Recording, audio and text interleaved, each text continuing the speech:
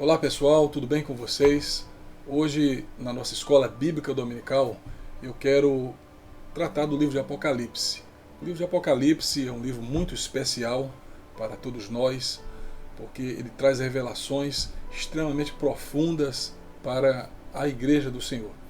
E nesse livro, eu quero tratar especificamente, nessa ocasião, do capítulo 1. O capítulo 1 de Apocalipse, ele é importante porque nos dá uma visão abrangente acerca da autoria do livro, quem o escreveu, a quem ele foi destinado, qual é a sua mensagem. Jesus Cristo também se revela nesse livro e por esse motivo que esse capítulo 1 merece ser especialmente estudado, para que tenhamos uma compreensão de todo o livro. O capítulo 1 pode ser visto até como uma chave para que nós possamos entender melhor a linguagem que é colocada nesse livro para nós. Inicialmente eu gostaria de ler com vocês esse texto. Abra sua Bíblia no livro de Apocalipse, capítulo 1, e nós vamos fazer a leitura desse texto. O versículo 1 diz que nesse livro estão escritas as coisas que Jesus Cristo revelou. Deus lhe deu essa revelação para mostrar aos seus servos o que precisa acontecer logo. Cristo enviou o seu anjo para que por meio dele o seu servo João soubesse destas coisas. João contou tudo o que viu. E aqui está o que ele contou a respeito da mensagem de Deus e da verdade revelada por Jesus Cristo. Versículo 3. Feliz ou bem-aventurado aquele que lê esse livro, e felizes aqueles que ouvem as palavras desta mensagem profética e obedecem o que nela está escrito, porque o tempo está perto em que todas essas coisas acontecerão. E aqui do versículo 4 em diante, João vai fazer algumas saudações. Eu, João, escrevo às 7 igrejas que estão na província da Ásia, que a graça e a paz lhe sejam dadas da parte de Deus, aquele que é, que era e que há de vir, da parte dos 7 espíritos que estão diante do seu trono, e da parte de Jesus, que é a fiel testemunha. Ele, o primeiro filho que foi ressuscitado, que governa os reis do mundo inteiro, ele nos ama, e pela sua morte na cruz nos livrou dos nossos pecados e fez de nós um reino de sacerdotes, a fim de servirmos ao Deus e Pai, ao seu Deus e Pai. A Jesus Cristo sejam dados a glória e o poder para todo sempre. Amém. Olhem, ele vem com as nuvens, todos os verão, até mesmo aqueles que os atravessaram com a lança. Todos os povos do mundo chorarão por causa dele, certamente será assim. Amém. Eu sou o Alfa e o Ômega, diz o Senhor Deus, o Todo-Poderoso que é, que era e que há de vir. No versículo 9, João tem uma visão do Filho do Homem, de Jesus Cristo, e ele diz: eu sou João, irmão de vocês, e unido com Jesus, tomo parte com vocês no reino e também em aguentar o sofrimento com paciência. Eu estava na ilha de Pátimos, para onde havia sido levado por ter anunciado a mensagem de Deus e a verdade que Jesus revelou. E no dia do Senhor eu fui dominado pelo Espírito de Deus e ouvi atrás de mim uma voz forte como um som de uma trombeta que me disse: escreva num livro que você vai ver e mande esse livro às igrejas que estão nestas 7 cidades: Éfeso, Esmirna, Pérgamo, Tiátira, Sardes, Filadélfia e Laodiceia. Eu virei para ver quem falava comigo e vi 7 candelabros de ouro. No meio deles estava um ser parecido com um homem vestindo uma roupa que chegava até os pés e com uma faixa de ouro em volta do peito. Os seus cabelos eram brancos como a lã ou como a neve, e os seus olhos eram brilhantes como fogo. Os seus pés brilhavam com um bronze refinado na fornalha e depois polido, e a sua voz parecia o barulho de uma grande cachoeira. Na mão direita ele segurava 7 estrelas, e da sua boca saía uma espada afiada de 2 lados. O seu rosto brilhava como o sol do meio-dia, e quando eu o vi, caí aos seus pés como morto, porém ele pôs a mão direita sobre mim e disse: não tenha medo, eu sou o primeiro e o último, eu sou aquele que vive, estive morto, mas agora estou vivo para todo sempre. Tenho autoridade sobre a morte e sobre o mundo dos mortos. Portanto, escreva as coisas que você vai ver, tanto as que estão acontecendo como as que vão acontecer depois. O sentido secreto das 7 estrelas que você viu na minha mão, Jesus diz a ele, direita, e dos 7 candelabros de ouro este. As 7 estrelas são os anjos das 7 igrejas e os 7 candelabros são as 7 igrejas. Até aqui, pessoal. Nós acabamos de ler todo o capítulo 1 do livro de Apocalipse e inúmeras são as profecias que surgiram e desapareceram ao longo dos séculos. Porém, no entanto, o livro de Apocalipse, que o apóstolo João escreveu no final do primeiro século, ele continua conosco. Até hoje, depois de muitos anos de estudos intensivos, a mensagem e os mistérios desse livro continuam a nos fascinar, continuam a nos impressionar. A gente constata que esse livro tem se cumprido. Na medida que nós vamos estudando, nós vamos constatando que tudo que o livro de Apocalipse relata está cabalmente se cumprindo. E em Apocalipse 1, que vai ser o objeto do nosso estudo da escola dominical, João apresenta o livro de Apocalipse e os dados essenciais para essa profecia ser considerada por nós e compreendida. Eu queria inicialmente falar um pouco sobre o título. Eu vou reler o versículo 1. João diz assim: nesse livro estão escritas as coisas que Jesus Cristo revelou.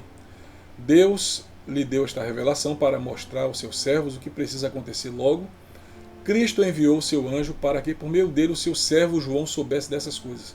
O termo grego apocalípticos, que é a palavra que dá origem à palavra apocalipse, que hoje em dia, talvez até para muitos, seja um sinônimo de caos, uma palavra que dá, talvez para alguns, a conotação de catástrofe, né?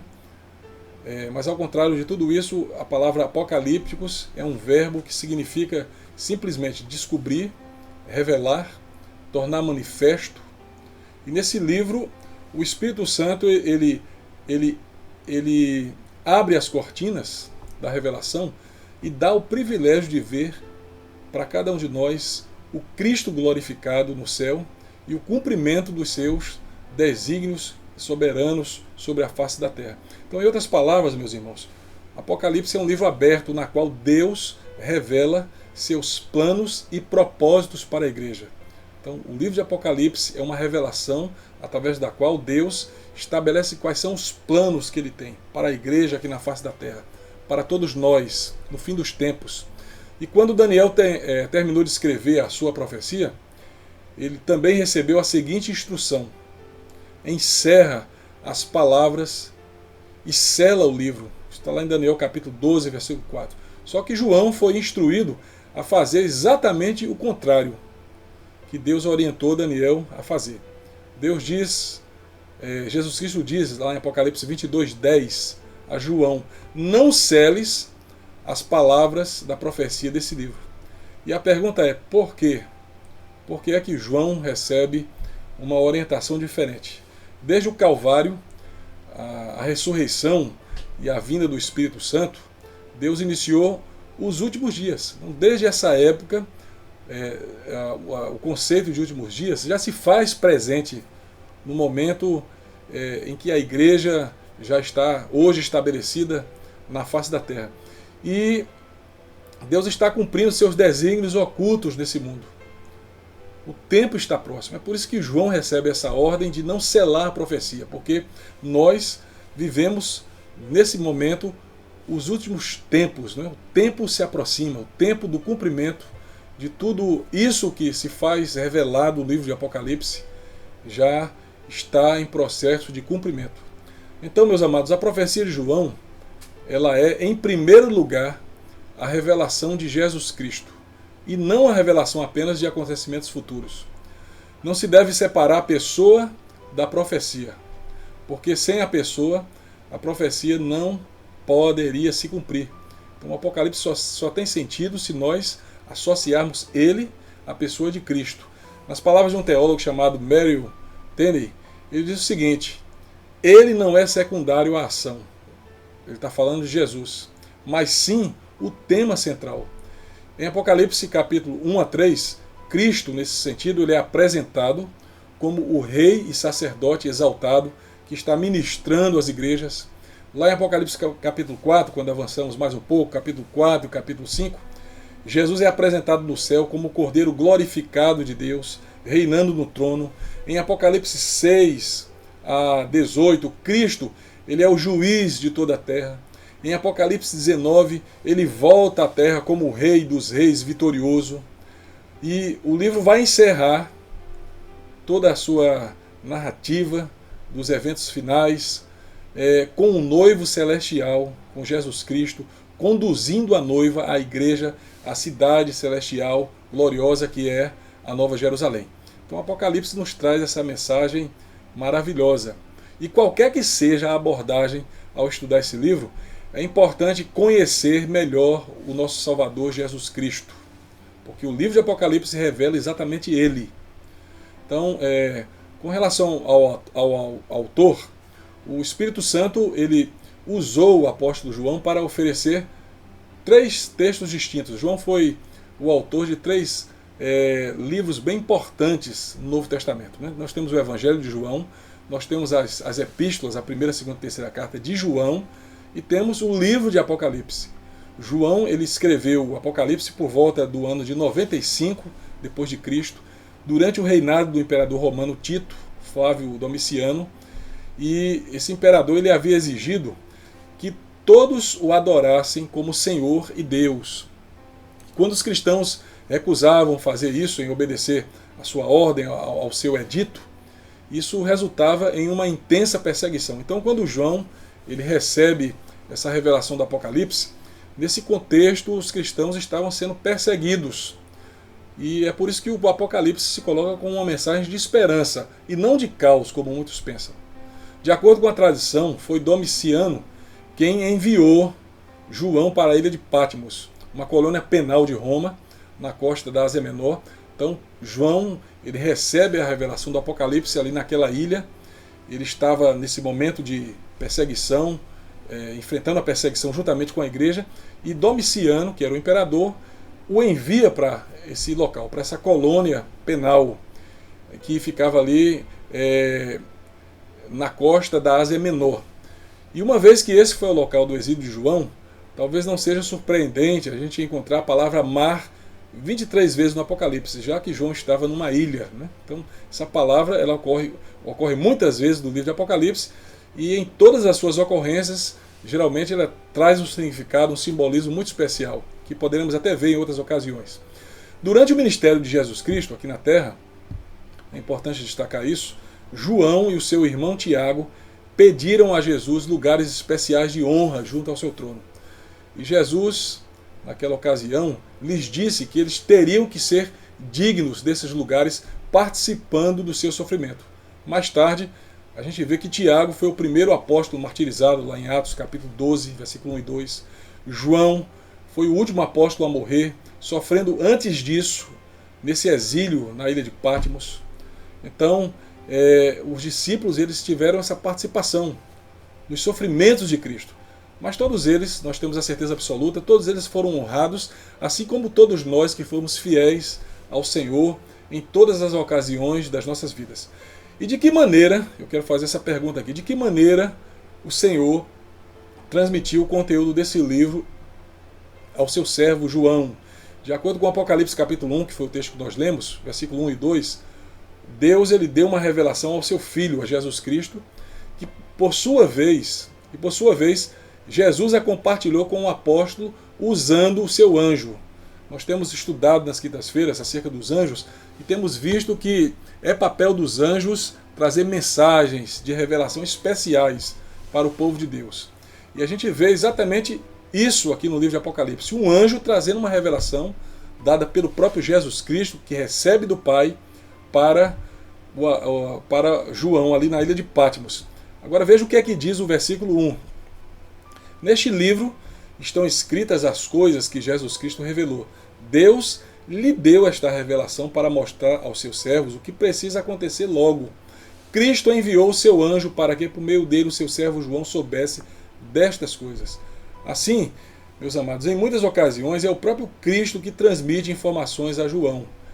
Outras vezes é um ancião, a gente vê isso lá no capítulo 7 de Apocalipse, versículo 13. Com frequência é um anjo, no capítulo 17 novamente, no capítulo 19 de Apocalipse, nós vemos um anjo também trazendo essas revelações para João. Também há momentos em que uma voz do céu diz a João o que falar e o que fazer. Em Apocalipse 10, nós temos, no versículo 4, nós temos um exemplo disso. Por mais variados que tenham sido os meios da comunicação que Deus utiliza para que essa revelação chegue até João, nós podemos ter a certeza que esse livro é inteiramente inspirado pelo Espírito Santo. Então o Apocalipse, ele é genuinamente um livro inspirado por Deus. O texto original de Apocalipse capítulo 1, versículo 1, diz que a revelação foi enviada através de um sinal. Então essa palavra também é importante. A palavra sinal, ela é usada com um sentido semelhante em Apocalipse, né? Trata-se do mesmo termo que é empregado no Evangelho de João para falar dos milagres de Jesus Cristo, porque os seus milagres transmitiam uma mensagem espiritual mais profunda e não eram, portanto, apenas demonstrações de poder.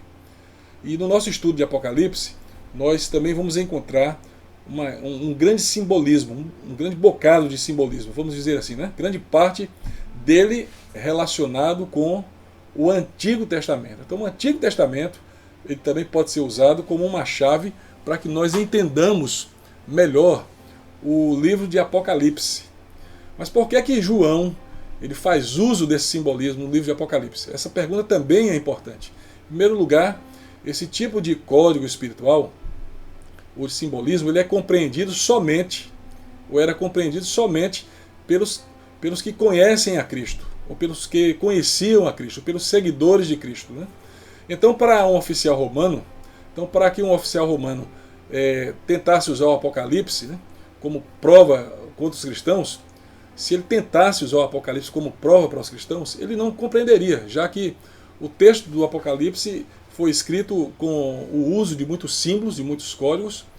Então, ele não serviria como prova para os cristãos, já que não poderia ser entendido por um oficial romano que não conhecia quem era Cristo e as ideias ensinadas por Cristo. Para esse tipo de pessoa, para alguém distante de um relacionamento com Deus, o texto do Apocalipse não passaria de um enigma. É por isso que muitas pessoas ainda têm dificuldade de entender o Apocalipse, porque querem ler o Apocalipse como se fosse um livro comum.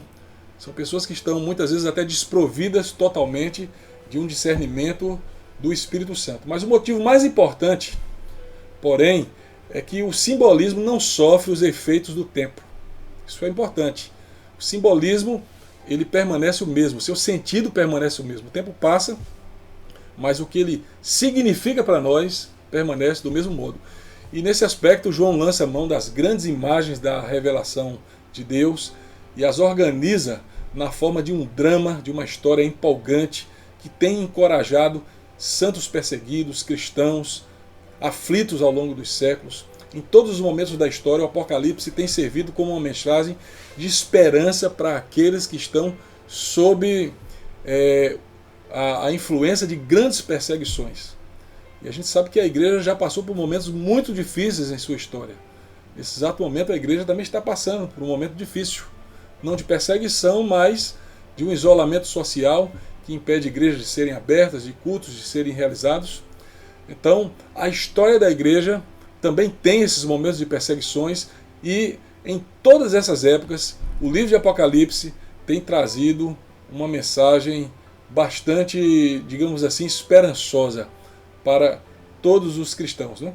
E a gente não deve concluir que o uso de símbolos ao qual João recorre no livro de Apocalipse indique que os exemplos e os eventos que são citados no livro de Apocalipse são fictícios, mas ao contrário, João está descrevendo nesse livro acontecimentos reais. Alguns já se cumpriram e outros se cumprirão brevemente na história da humanidade. E existe um terceiro motivo pelo qual João se valeu de simbolismo. Os símbolos não apenas transmitem informações, mas também comunicam valores e suscitam e despertam emoções. João poderia, por exemplo, ter escrito: o mundo será governado por um ditador, mas em vez disso ele preferiu descrever uma besta, né? Então, no livro Apocalipse nós vamos encontrar a figura de uma besta que que sai da terra, que surge do mar, que são exemplos de formas de poder que se instalam na face da terra em períodos muito especiais. E o símbolo, ele é muito mais significativo do que, por exemplo, o título de ditador, que é o caso que eu citei agora, né? Quando ele faz uso do termo besta, ele traz para a gente um símbolo que é bem mais interessante do que essa outra palavra. Em outro lugar, por exemplo, de explicar o sistema do mundo, o apóstolo João, ele apresenta a grande Babilônia. Nós vamos ver também ele fazendo referência a isso no livro de Apocalipse. E essa palavra faz contraste com a meretriz, né? Então, o nome Babilônia por si mesmo era suficiente para transmitir verdades espirituais profundas aos leitores que conheciam o Antigo Testamento. No Antigo Testamento, a Babilônia é vista como uma cidade que é símbolo de luxúria, de prostituição, de perdição. E João traz esse simbolismo para a literatura apocalíptica para que nós entendamos a grande Babilônia como um símbolo de um poder que está prostituído e corrompido na face da terra. Então, ao procurar entender o simbolismo de João, não se deve deixar a imaginação correr solta. Nós temos que usar regras hermenêuticas corretas, nós temos que interpretar corretamente esses simbolismos para que não sejamos direcionados para uma compreensão errada desse livro, de maneira que surjam, por exemplo, até heresias, até pensamentos heréticos, como a história da igreja mostra, né? Os símbolos bíblicos que estão no Apocalipse são coerentes com a revelação das Escrituras em sua totalidade. Alguns vão ser explicados, como aqueles que estão aqui no capítulo 1. Outros podem ser compreendidos a partir de textos do Antigo Testamento. E alguns não serão acompanhados de explicação alguma. Por exemplo, lá em Apocalipse capítulo 2, versículo 17, a Bíblia faz menção a uma pedrinha branca, que é algo que Deus dará como recompensa àqueles que serão fiéis. Mas nesse caso, esse simbolismo ele não é acompanhado de qualquer explicação. Já em Apocalipse capítulo 1, nós temos símbolos que são explicados, né? O Filho do Homem é descrito por meio de símbolos, mas fica claro para a gente a identidade dele. Claramente o texto está falando de Jesus Cristo. Há em Apocalipse quase 300 referências ao Antigo Testamento. É importante a gente destacar isso. Isso significa, meus queridos, que nós devemos basear as nossas interpretações no que Deus já revelou, pois, de outro modo, acaba se tirando conclusões equivocadas acerca desse livro tão importante. Então, podemos entender o Apocalipse se o relacionarmos com o Antigo Testamento. Eu quero também falar um pouquinho sobre os leitores do livro de Apocalipse.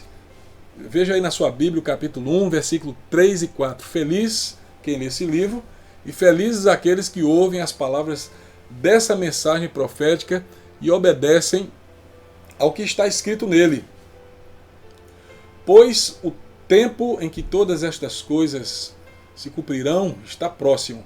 Eu, João, escrevo às 7 igrejas que estão na província da Ásia, que a graça e a paz lhes sejam dadas da parte de Deus, aquele que é, que era e o que há de vir, da parte dos 7 espíritos que estão diante do seu trono.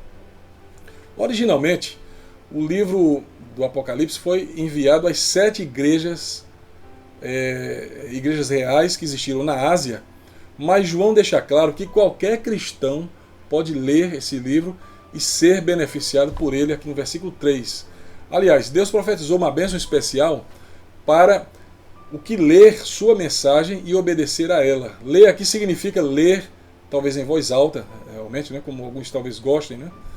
E inicialmente Apocalipse foi lido em voz alta, literalmente, isso aconteceu, né? Ele era lido em voz alta em muitas reuniões das igrejas locais, até porque não havia muitas cópias desse livro. Era muito difícil existirem cópias desse livro. Então, o livro originalmente escrito, ele era levado para um determinado lugar, lido em voz alta, em muitas reuniões da igreja, e as pessoas se beneficiavam de toda aquela leitura, de todo aquele estudo acerca dessa revelação.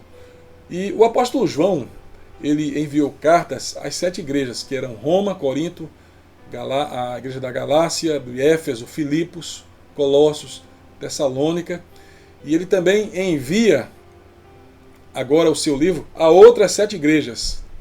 Logo no início do livro, o apóstolo apresenta uma mensagem especial de Cristo a cada igreja. João não enviou esse livro de profecias às congregações, isso é importante frisar, a fim de satisfazer a curiosidade dos seus membros acerca do futuro.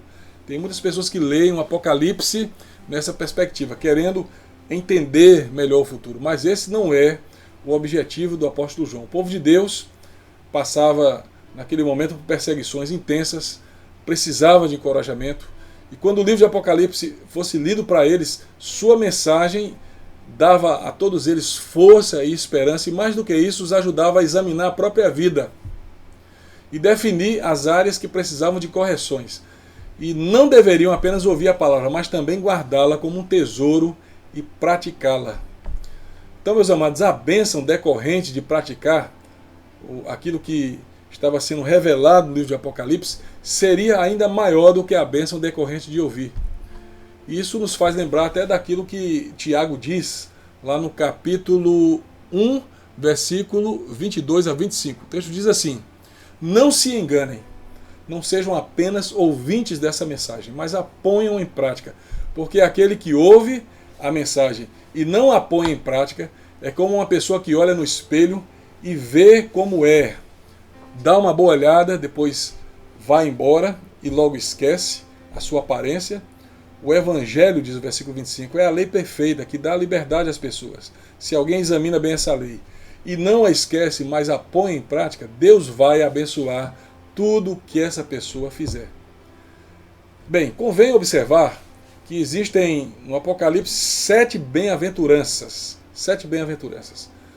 Uma está lá em Apocalipse capítulo 3, capítulo 14, 13, depois você confere, capítulo 16, 15, 19, 9, capítulo 20, versículo 6, capítulo 22, versículo 7, versículo 14. Depois você lê todas estas bem-aventuranças que estão presentes no livro de Apocalipse.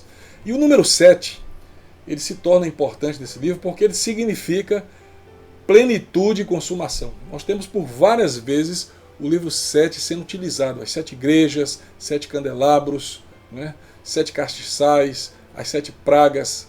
Então nós vamos ver aí que esse número 7 e os múltiplos de 7 são utilizados, trazendo essa ideia de consumação, essa ideia de plenitude.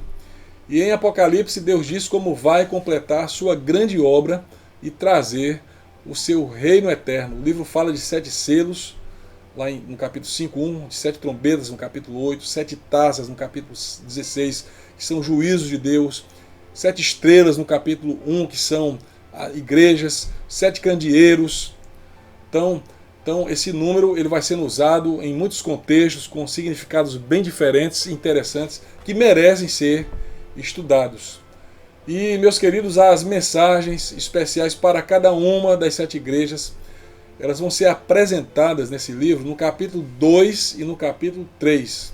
Alguns estudiosos, entre os quais também eu me coloco, estudando o Apocalipse, eles acreditam que essas igrejas constituem um panorama da história da igreja, desde os tempos apostólicos, no caso de Éfeso, até os dias de apostasia do nosso tempo, representado aqui pela igreja de Laodiceia.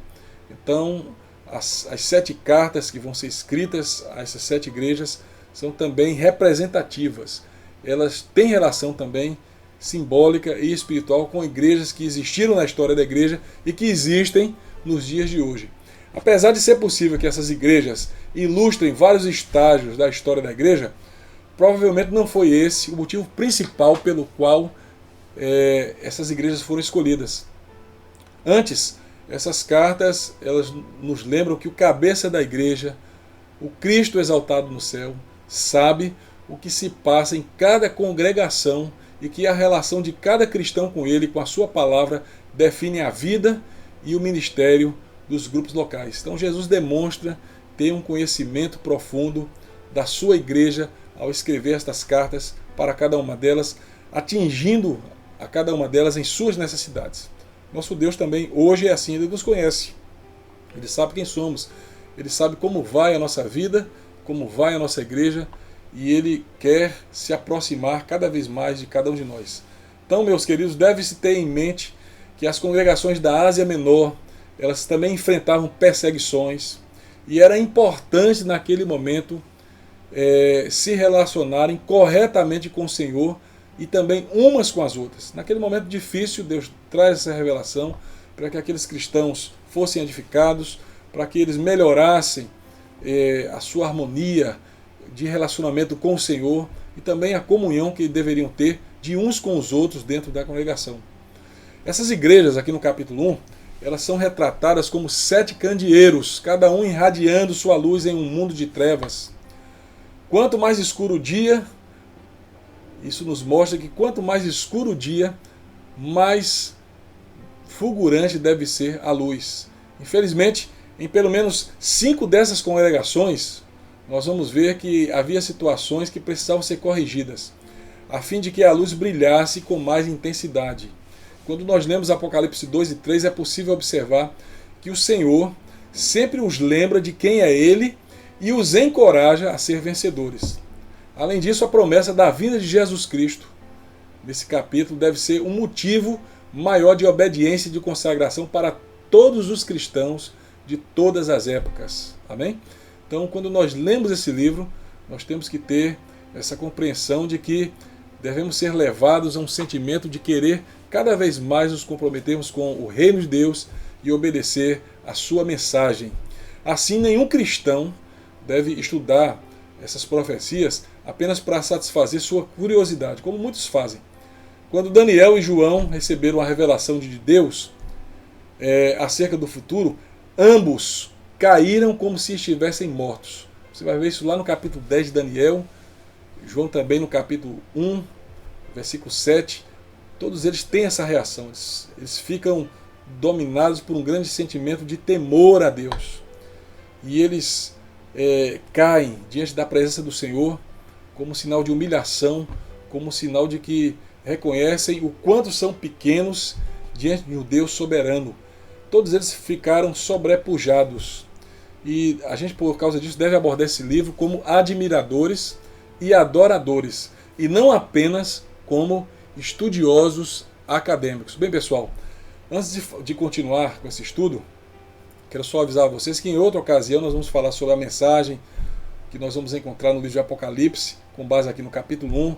Também vamos detalhar mais acerca da dedicatória, vamos entrar em conceitos mais interessantes, a questão, por exemplo, da grande tribulação, do milênio, do anticristo, dos falsos profetas. Se Deus permitir, em outras ocasiões nós vamos dar prosseguimento a esses estudos. E com isso eu vou finalizar essa parte da nossa Escola Bíblica Dominical. Desejo que Deus abençoe a todos vocês. Também quero informar vocês que hoje, a partir das 18 horas, nós vamos transmitir o nosso culto online. Estaremos também fazendo uma homenagem para todas as mães. Então, a partir das 18 horas, assista o nosso culto online, tanto pelo Facebook da Igreja do Betel Brasileiro, como também pelo YouTube.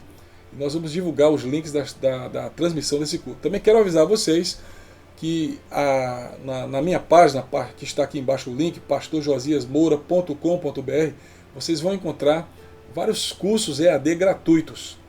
Então acesse a nossa página, lá tem estudos bíblicos, apostilas, todo esse material é ofertado para você gratuitamente. Que Deus abençoe a sua vida e até o nosso próximo encontro.